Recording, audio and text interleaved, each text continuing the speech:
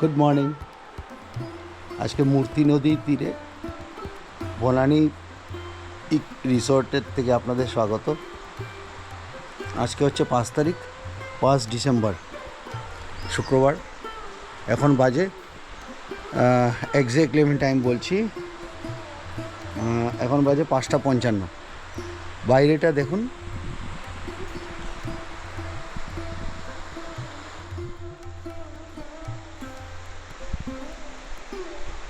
গেটটা খোলা আছে। এই হচ্ছে বাইরেটা। এইটা আমাদের একটা কমন বারান্দা। এটা আমাদের রুমের বারান্দাটা ওই সাইডে। অসাধারণ সৌন্দর্য। আস্তে আস্তে ভোরের আলো ফুটছে, নদীর জলের আওয়াজ খুব ভালো লাগছে। চলুন আস্তে আস্তে মূর্তির এই আশপাশটাও ঘুরে দেখুন। এই হচ্ছে আমাদের রুমগুলো লেফট সাইডে, আর এই হচ্ছে নদী। এখন সরু ধারা জল বইছে এদিকে ওদিকে মিলে। একজন মনে হয় এখানে মাছ ধরছিল। চলুন আরেকটু কাছে যাই।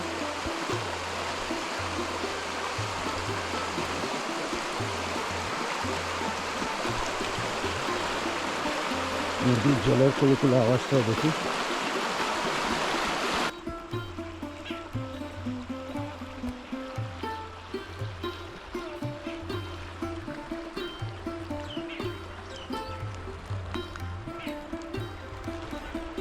দেখুন মূর্তি নদীর জল কি স্বচ্ছ। আমার তো ডাউকি রিভারের কথা মনে হয়ে যাচ্ছে, মেঘালয়ের। আমার সাথে এখানকার দু তিনজন স্পেশাল বন্ধু হয়ে গেছেন। ওরা নদী পেরোচ্ছেন। এই যে নদী পেরিয়ে এসছি। ওদের দেখে আমি একটু সাহস পেলাম যে জল কম আসছে।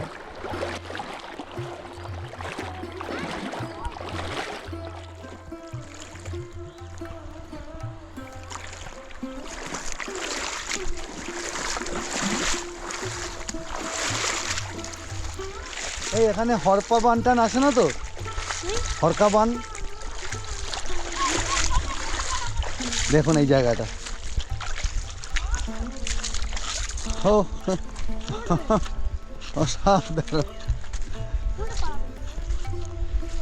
ওইখানটায় হচ্ছে আমাদের বনানী রিসর্ট। এখানে ছোটো ছোটো বাচ্চা কিছু সকালবেলা খেলতে টেলতে এসছে, ওরাও খেলছে। আমরাও একটু রিভার বেডে হাঁটছি। অনেক চওড়া নদী, অনেক চওড়া, বাট এখন তো জল নেই, দুপাশে শুধু জল। বর্ষাকালেই এটার কি ভয়ঙ্কর রূপ হয়। জল খুব ঠান্ডা কিন্তু ট্রান্সপারেন্ট একেবারে।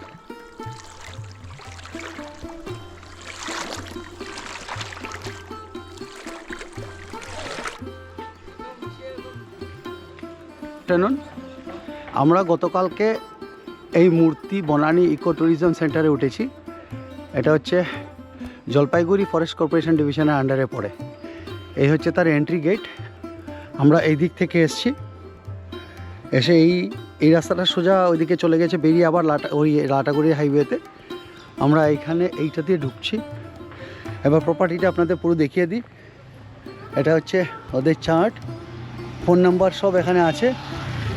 এবার আমরা এগিয়ে যাই ভেতর দিকে। এখানে এত সুন্দর গার্ডেন করা আছে। এটা সিকিউরিটি। ওই দিকে সিঙ্গেল ডাবল এগুলো কিছু কিছু কটেজ আছে।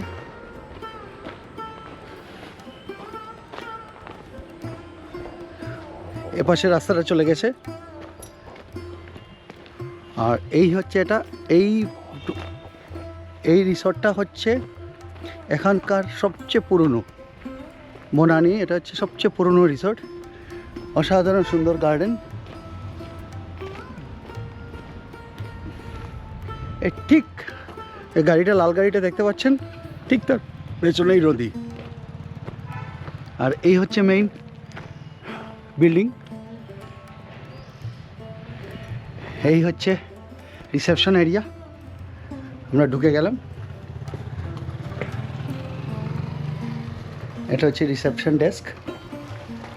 এই ভেতরে উডেন ফিনিশ, অসাধারণ লাগে দেখতে, অসাধারণ। এখানে সুন্দরবনের ফরেস্ট ডিপার্টমেন্টে সুন্দরবনের মধুও পাওয়া যায়, পিওর মধু। এটা 350 টাকা, কি 500 গ্রাম? ও 500 গ্রাম 350 টাকা। আর এই উডেন টাচ আছে এটার। ভীষণ পরিষ্কার পরিচ্ছন্ন এবং শান্ত নিরিবিলি পরিবেশ। তা ঠিক এখন আপনি এখান থেকে বেরোবেন, এই বেরোলেই পেছনে দেখুন কি, এই হচ্ছে নদী।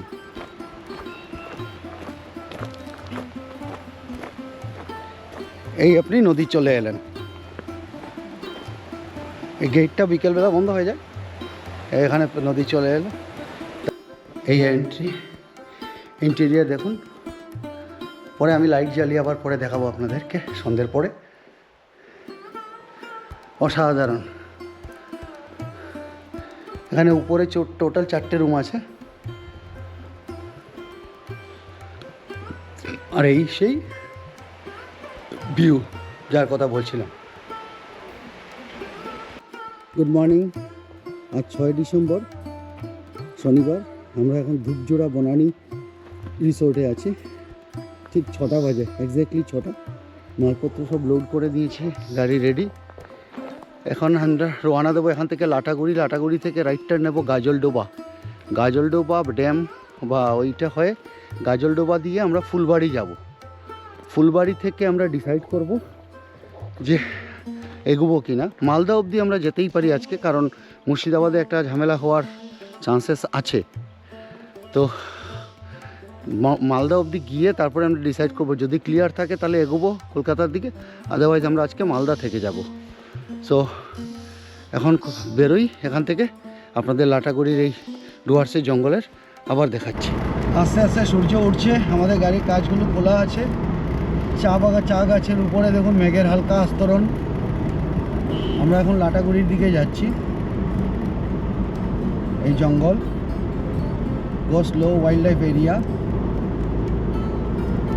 এই লাটাগুড়ির জঙ্গল শুরু হলো।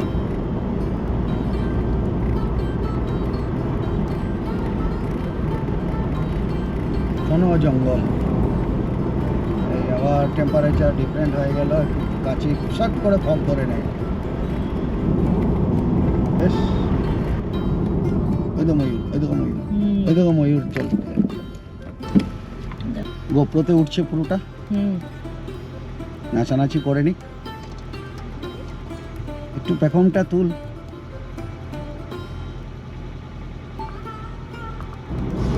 মাঝ রাস্তায় ময়ূর নাচলো, আমরা একটু দেখলাম। এখানে হর্ন না দিয়ে যেতে হবে।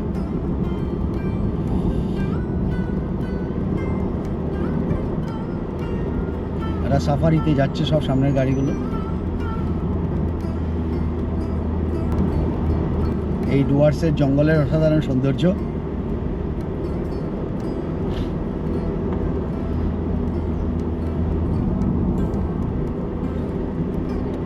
ফরেস্ট ডিপার্টমেন্ট এখানে খুব সজাগ।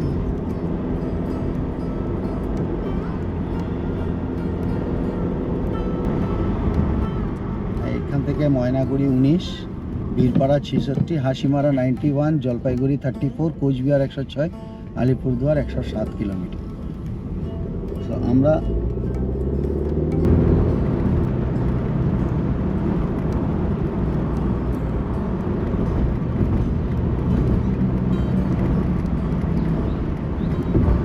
এই ডান দিকে সব জঙ্গল সাফারির গাড়িগুলো এদিকে ঢুকে যায়। এই যে এদিকে ঢুকে যায় জঙ্গল সাফারির গাড়িগুলো। এই যে এখানে বোধহয় কিছু পার্কিং কি করে আমি জানি না, বাট এখান থেকে পাস নেয় কিছু। সামনে একটা ক্রসিং আসবে,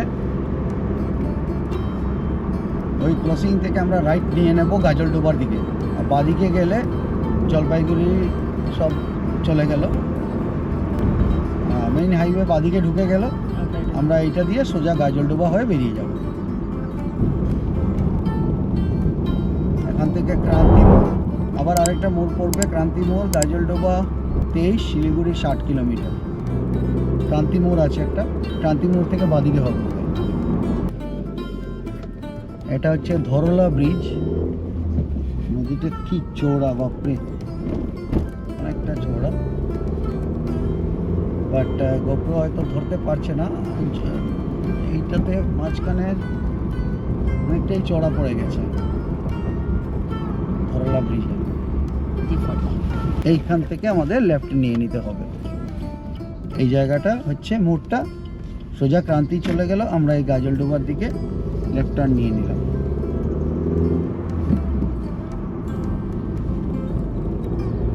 চলুন এবার 15 কিলোমিটার স্ট্রেট। ফুলবাড়ি এখান থেকে 27 কিলোমিটার। এই যে তিস্তা বারাজ।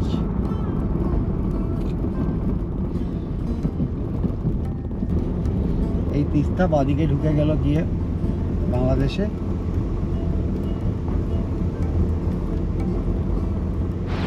এই হচ্ছে তিস্তা ব্যারেজ। এখানে জল আটকে রেখে ধীরে ধীরে ছাড়া হয়। এইখানে আরেকটা ব্যারেজ, আর এখানেও দেখুন জল আটকে রাখা হয়েছে এই ক্যানাল। ওইখানে একটা সুন্দর ব্রিজও দেখা যাচ্ছে, জানি না আমরা ওইটা দিয়ে ক্রস করবো কিনা। এটা হচ্ছে সাইডের ছোট ব্যারেজগুলো, আর এটা হচ্ছে মেইন ব্যারেজ। এইটা অপরূপ না, এত জল ধরে রেখেছে, আর জল ওইদিকে পড়ছে। চলুন দেখাই ক্যানেলটা মেইন। এটা হচ্ছে মেইন রোড, এটা মেইন ক্যানেল এদিকে।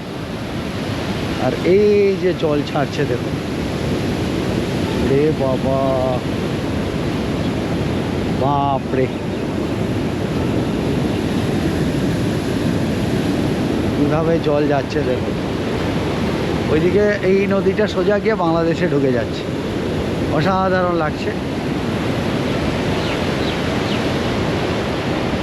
এই একটা কপাট শুধু খোলা হয়েছে, আর সব কটা বন্ধ। একটা খুলে দিয়েছে, একটা দিয়ে এত জল যাচ্ছে, আর এরকম আওয়াজ।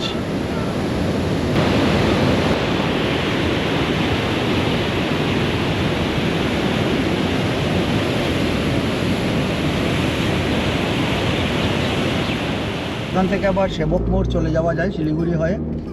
এই রাস্তাটা ডান দিকে ঢুকে গেছে, আর বাঁদিকে গ্যান্দার মোড় না কি বলে, হ্যাঁ গ্যান্দার মোড়।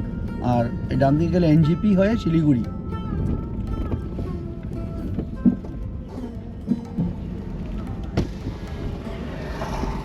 দাদা, কলকাতার কোন দিকে ঢুকলে ভালো হবে? বাইপাস ইউটা এরকম গিয়ে এইটা নিয়ে ডান দিকে, ওইটাই ফ্লাইওভার। ও আচ্ছা, ঠিক আছে, থ্যাংক ইউ দাদা।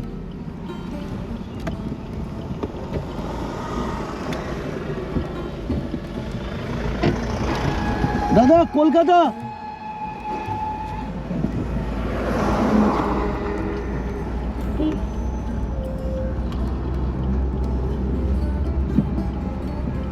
আচ্ছা এইটা দেখাচ্ছে।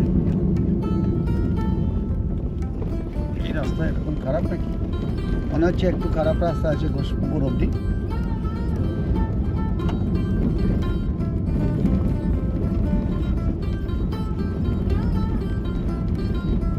ঠিক আছে, চলুন। এখন পর্যন্ত আমরা, এখন বাজে 7:15 এক্স্যাক্টলি।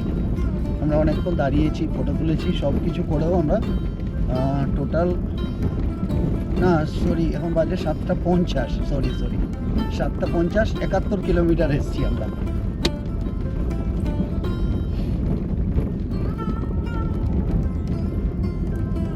চলুন এগিয়ে যাই, জাংশনটা আপনাদের আবার দেখাবো। আমরা ফুলবাড়ি মোড় থেকে বেরিয়ে 2 কিলোমিটারের মতো ম্যাক্সিমাম একটু খারাপ ভাঙাচোরা রাস্তা পেয়েছি।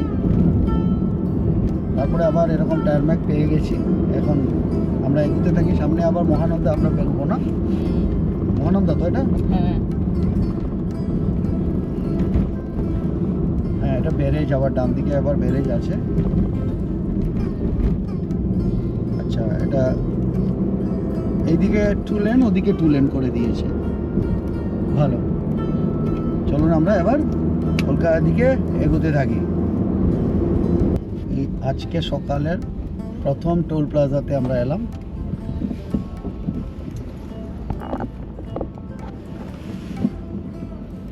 পশ্চিম মাদাটি টোল প্লাজা।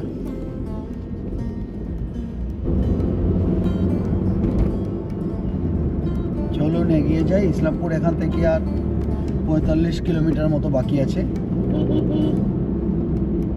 আমরা এখন টার্গেট সেট করেছি মালদা যাব। মালদা গিয়ে আমরা ফোন টোন করবো, দেখবো কী কন্ডিশন রাস্তার। যদি ওই বেলডাঙ্গা, মুর্শিদাবাদ, বহরমপুর এই জায়গাগুলো ঠিকঠাক থাকে তাহলে আমরা এগোবো। আদারওয়াইজ আমরা হয়তো আজকে মালদা থেকে যাব। আর না হলে আরেকটা কাজ করতে পারি, যেটা মুরগ্রাম থেকে বর্ধমান রোড যেটা গেছে, বাদশাহী রোডও ধরতে পারি। সব গিয়ে নির্ভর করছে মালদা পৌঁছানোর পরে আমরা ডিসাইড করব। মালদা পৌঁছতে পৌঁছতে আমাদের বেজে যাবে ধরুন 1টা, কারণ রাস্তাতে ট্রাফিক বেড়ে গেছে। চলুন এগিয়ে যাই। আমরা ফাঁসি দেওয়াতে একটা ব্রেক নিয়েছিলাম, টি ব্রেক নিলাম। টি ব্রেক, বায়ো ব্রেক নিয়ে তারপর বেরোলাম। কিন্তু এরপরে যে ইসলামপুরের রাস্তাটা, এটা কিন্তু রাস্তাটার কন্ডিশন খুব একটা ভালো না। প্রচুর পেচওয়ার্ক আছে, দেখতে পাচ্ছেন,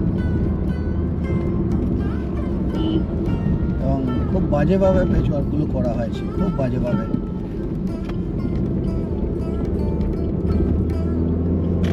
মাঝে মাঝে বেশ বড় বড় গর্ত আছে, যেখানে টানতেই পারবেন না।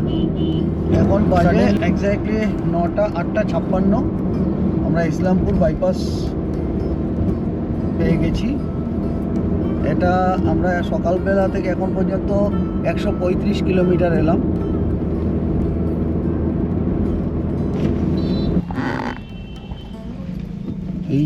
এই জায়গাটার নাম হচ্ছে পাঞ্জিপাড়া। টোটো মোটামুটি ন্যাশনাল হাইওয়ে দখল করে নিয়েছে।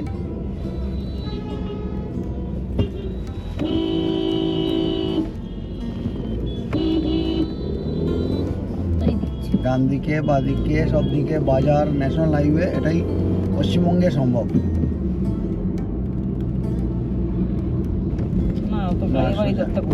এই আমরা বিহার ঢুকলাম। এই কিষানগঞ্জ স্টেশন সামনে আছে। এটা কিষানগঞ্জ টাউনের ফ্লাইওভার।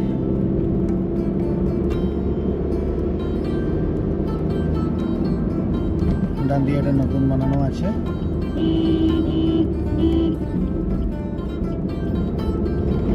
এই কিষানগঞ্জ থেকে পেরিয়ে 4-5 কিলোমিটার হ্যাঁ আসার পরে এই রাস্তাটা এখন কি অবস্থা, খুব খারাপ। এই প্যাচটা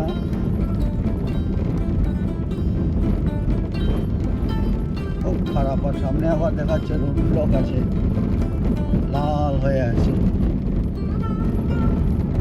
ন্যাশনাল হাইওয়ের এই ছিঁড়ি।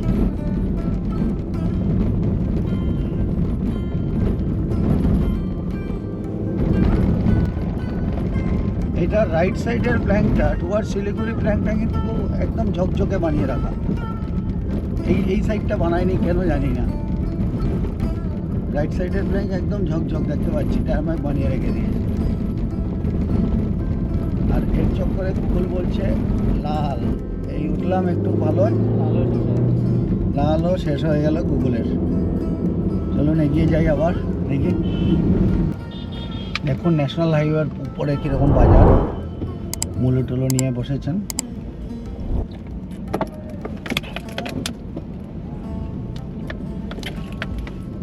টোটো স্ট্যান্ড,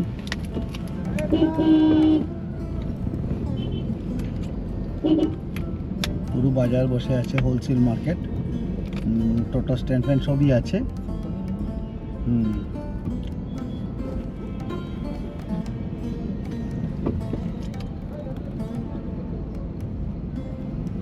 বুঝতে পারছেন এটা কোন জায়গা, দেখাচ্ছে কিছু গুগল। দেখুন প্রশাসনের দৃষ্টি আকর্ষণ করার চেষ্টা করছে, কিন্তু দৃষ্টি আকর্ষণ করে লাভ নেই। প্রশাসন তো পেছনে দাঁড়িয়েছিল। মালদা, রায়গঞ্জ, বাঁদিকে পূর্ণিয়া 43। এই আমরা ডালখোলা এলাম। এই এইখান থেকে আমরা লেফট নেব। যে লেখা আছে বাঁদিকে রায়গঞ্জ, সিধা চলে গেলে পূর্ণিমা না সরি পূর্ণিয়া। হ্যাঁ, হাইওয়েতে স্ট্যান্ড আছে জাতীয় গাড়ির। এটাই আমাদের সেই আগের বিখ্যাত বোতলবাড়ি মোড়। এই বাদিকে আমরা বেঙ্গল টু বেঙ্গল রাস্তা এটাই ছিল, এইটা দিয়ে গিয়ে একদম ইসলামপুর ক্রস করে গিয়ে আমরা বেরোতাম। এই সামনে গিয়ে রাস্তাটা দুটো পার্ট হয়ে গেছে, একটা রায়গঞ্জ শহরে ঢুকে গেছে বাদিকে, আমরা স্লাইড রাইট করে ডান দিকে ফ্লাইওভার ধরে বাইপাস ধরে নেব। এই বাদিকে রায়গঞ্জ শহর ঢুকলো, আমরা ডান দিকে এই ফ্লাইওভার ধরে নিলাম বাইপাস।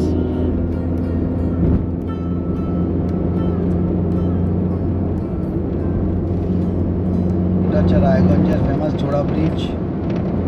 তারপর রায়গঞ্জ বাইপাসটা আপনাদের একটু দেখাতে থাকি।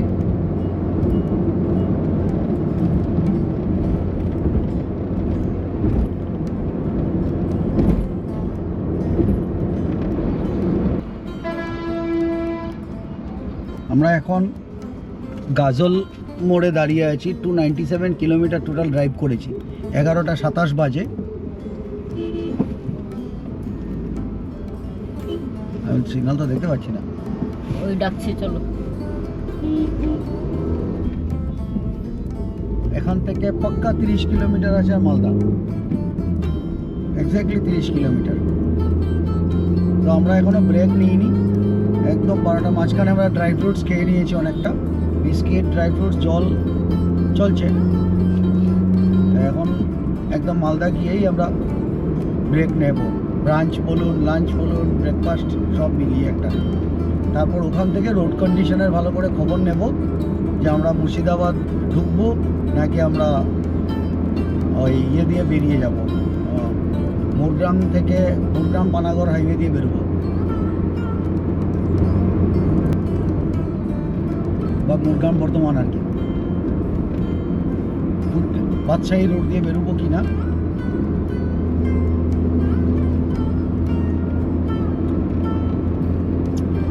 এখন পর্যন্ত নিউজ চ্যানেলগুলোর খবর কিছু সেরকম গন্ডগোল হয়নি এখন পর্যন্ত। এবার আপনাদের বলে রাখি গন্ডগোলটা কি এক্সপেক্ট করছি।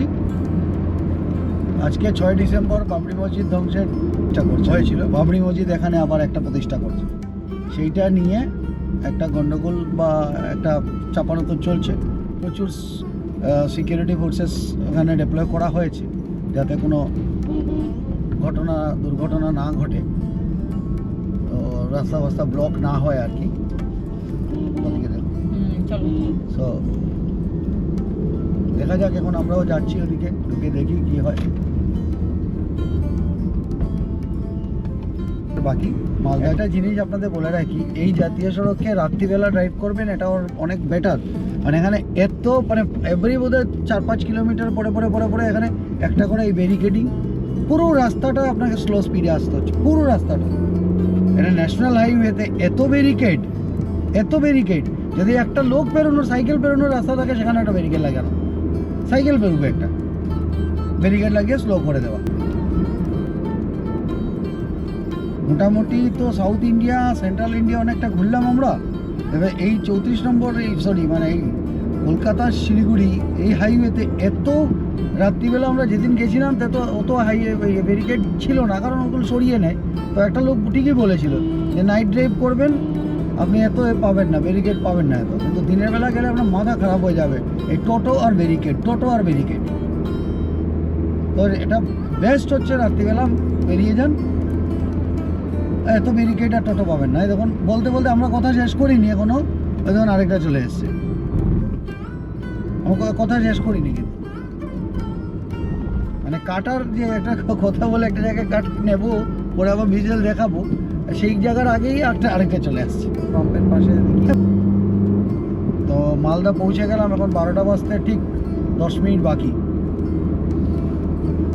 প্রথম দেখিয়েছিল আমাদের ইসলামপুরে যখন মালদা বেরিয়েছিলাম, দেখিয়েছিল 12টা 58, সেখানে 11টা 50-এ ঢুকে গেলাম আমরা। ভালোই এসেছি সকাল থেকে এখন পর্যন্ত 320 কিলোমিটার চলে এসেছি আমরা। এখন বাজে 1:25। আমরা এখন সুজাপুর ক্রস করছি। খুব খারাপ অবস্থা ট্রাফিকের এখানে, খুব খারাপ। মানে প্রত্যেক কিলোমিটার 1 কিলোমিটার যাওয়ার আগে একটা করে ব্যারিকেড, আর তার মধ্যে টোটো হাফ রাস্তা জুড়ে চলছে। ইভেন ওরা ফার্স্ট লেনেও ঢুকে আসছে। মানে কোনো ট্রাফিকের কোনো ইয়েই নেই এখানে। দিনের বেলা এই রাস্তায় ড্রাইভ ভাই মানে জাস্ট অফুল, যন্ত্রণাদায়ক আর কি এখানে। আমরা ফারাক্কা ব্যারেজে উঠছি। সামনে একটা ট্রেন যাচ্ছে, যদি পাই দেখতে ভালো লাগবে। এখন ট্রেন আমাদের আগে আগে চলে যাচ্ছে।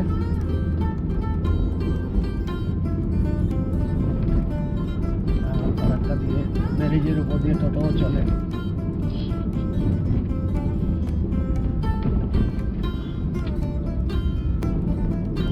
ফারাক্কা ব্যারেজের উপরের রাস্তা খুব খারাপ, ভাঙা চূড়া, গর্ত, টোটো অটো ভ্যানো সব চলছে। আর এখানে টোটো সব কিছু নিয়ে যায়, ধান থেকে শুরু করে, ধানের বস্তা থেকে শুরু করে প্লাস্টিক চেয়ার, সব যাত্রী সব কিছু। গাড়ি ঘোরাচ্ছে কেন? কেন গাড়ি ঘোরাচ্ছে কেন? ওই তো না। কি হয়েছে দাদা? গাড়ি ঘোরাচ্ছেন, কোনো সমস্যা নেই তো? তাহলে কোন দিকে যাবেন? উল্টো দিকে? সব গাড়ি রঙে যাচ্ছে? চলেন আমিও ঘুরাই তাহলে।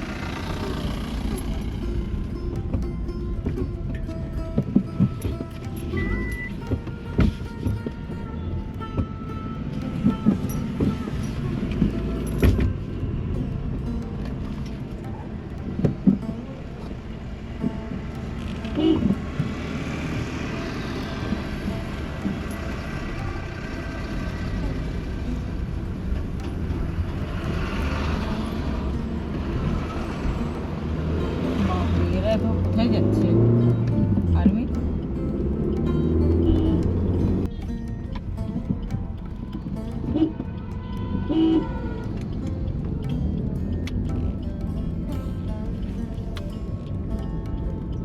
ওই ছেড়ে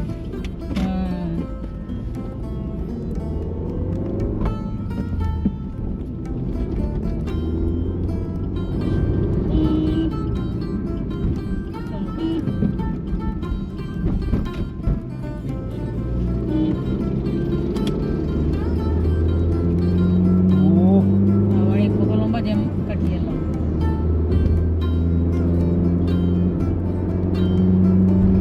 এই আমরা মোরগ্রাম মোড় ক্রস করছি।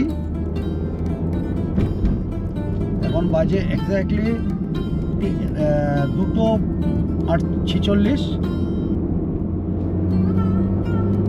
এখান থেকে কলকাতা বাড়ি আমরা টোটাল 424-25 কিলোমিটার চলে এসেছি। এখান থেকে বাড়ি এখনো বাকি 245 কিলোমিটার। 8 ঘন্টা না 6 ঘন্টা দেখাচ্ছে? 6 ঘন্টা 6 মিনিট। 6 ঘন্টা 6 মিনিট। 8:56। 8:56।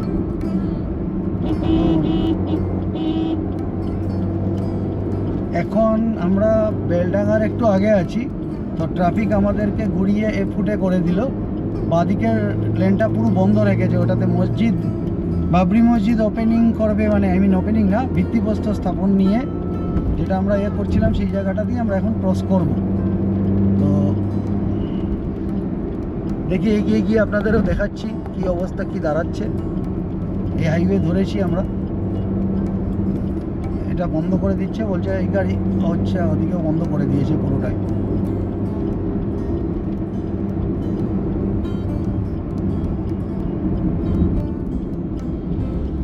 এখানে পুলিশকে জিজ্ঞেস করে করে যেতে হবে। জিজ্ঞেস করবো।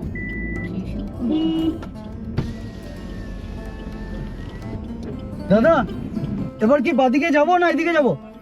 এবার বাদিকে যেতে পারি? ওকে, থ্যাংক ইউ।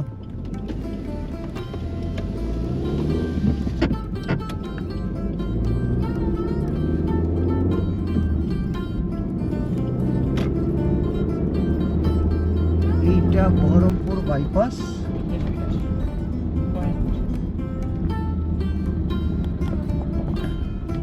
ডান দিকে তো হ্যাঁ হ্যাঁ ডান দিকে আমাদের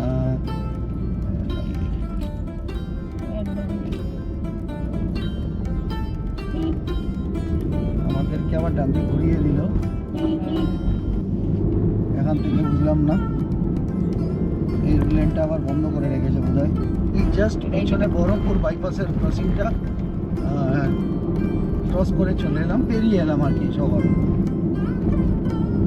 হাইওয়েতে আছি, বহরমপুর বাইপাসের পেছনে 3-4 কিলোমিটার রাস্তা খুব খারাপ, একদম সব উঠে গেছে আর কি। কেন যে টোল ট্যাক্স নেয় গভর্নমেন্ট আমি এখানে বুঝলাম না কেন। যাই হোক, কলকাতা এখান থেকে 191 দেখাচ্ছে, রানাঘাট 114, কৃষ্ণনগর 83 কিলোমিটার, আর বেলডাঙ্গা হচ্ছে বোধ হয় 11 কিলোমিটার আর বাকি। লিচু আছে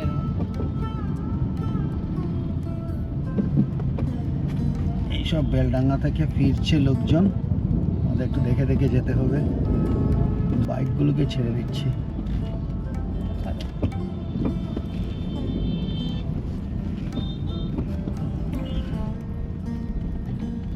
যে আর কি যাচ্ছে, দোকানপাট তো দেখছি অনেকই বন্ধ করে রেখে দিয়েছে। বাপরে, আমরা প্রচুর জ্যাম খাচ্ছি এখন। পুরো বেলডাঙ্গাটা বোধ হয় লেনটা আমাদের লেনটা লাল হয়ে আছে, তার মধ্যে তো বালি লরি টরি সব জ্যাম করে আছে। দেখি এগিয়ে গিয়ে দুটো লেনই জ্যাম। ওকে,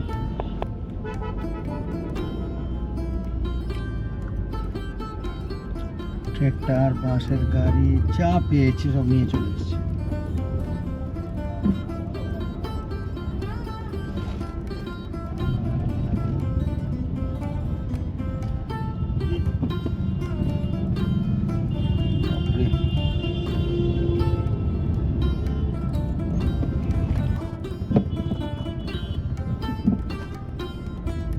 বাদিকে প্রচুর ইট জমা হয়েছে, এক্সকাভেটার আছে, এই আছে সেই আছে, মনে হচ্ছে এটাই ভেনু।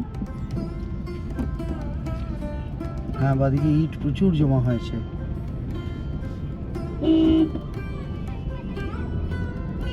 এটাই ভেনু।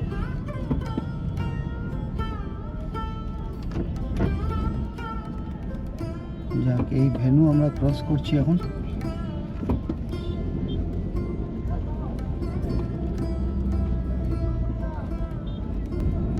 ঠিক আছে, এই ভেনু বেরোলাম আমরা, বাবরি মসজিদের ভেনু নতুন তৈরি হচ্ছে একটা। চলুন এগিয়ে যাই আমরা কৃষ্ণনগরের দিকে। কৃষ্ণনগর পৌঁছে ব্রেক নেব, তার আগে আর নেব না কোথাও। গুড ইভিনিং, এখন বাজে ঠিক 6:07। আমরা 12 ঘন্টা ড্রাইভ করছি সকাল থেকে। 533 কিলোমিটার ড্রাইভ হয়েছে বনানী রিসর্ট থেকে, পুরো গাজল ডোবা হয়ে। তারপরে মাঝখানে আমরা 1 ঘন্টার উপরে জ্যাম খেয়েছি। খেয়েটে আমরা এখন মোটামুটি আমরা এই জায়গাটার নাম হচ্ছে ধুবুলিয়া ঢুকেছি। তো বাড়ি দেখাচ্ছে এখন রাত 11টা, 150 কিলোমিটারের মতো বাকি আছে। আমরা এই জায়গাটাতে এসেছি বড় জাগুলি। এখন বাজে ঠিক 7:24। এখান থেকে আমরা কাঁচরাপাড়ার রাস্তা ধরবো। টোটাল ড্রাইভ হয়েছে 606.8 এখন পর্যন্ত সকাল থেকে।